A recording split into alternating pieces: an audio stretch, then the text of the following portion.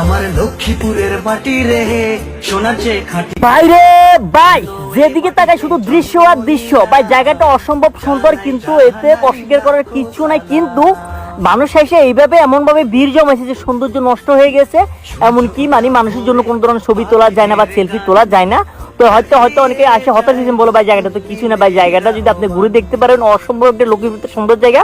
কিন্তু আপনাদের কাছে রিকোয়েস্ট, আপনারা অবশ্যই যদি মানুষ কমে যায় বা মানুষ একদম নিরিবিলি হয়ে যায় তাহলে সকালবেলা আসেন। কিন্তু অনেক সুন্দর সুন্দর দৃশ্য আছে, আপনার ছবি তুলতে পারবেন বা মন মতো ঘুরতে পারবেন। হয়তো অনেক মানুষের কারণে আমরা আজকে শুক্রবার, এই জন্য ওরকম ভাবে দৃশ্যটা আপনারা দেখতে পারেন না বা হয়তো মানুষের জন্য ছবি তুলতে পারেন না।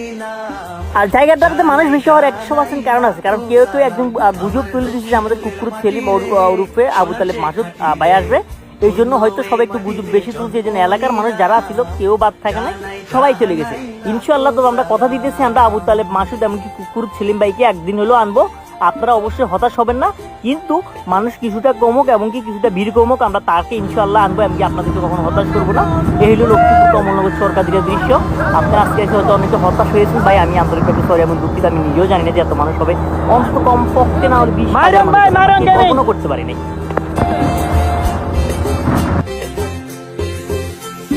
ডাল সয়াবিন আছে মোদের ফসল ভরা মাঠে, মেঘনা নদীর ইলিশ পাবে গ্রামগঞ্জের হাটে।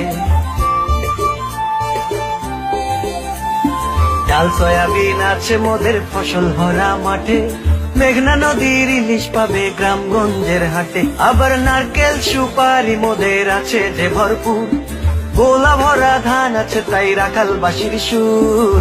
জানাই জানাই লাখো সালাম আমার লক্ষ্মীপুরের মাটি রে সোনার চেয়ে খাঁটি রে, ধন্য এ মাটিতে জন্ম নিলাম।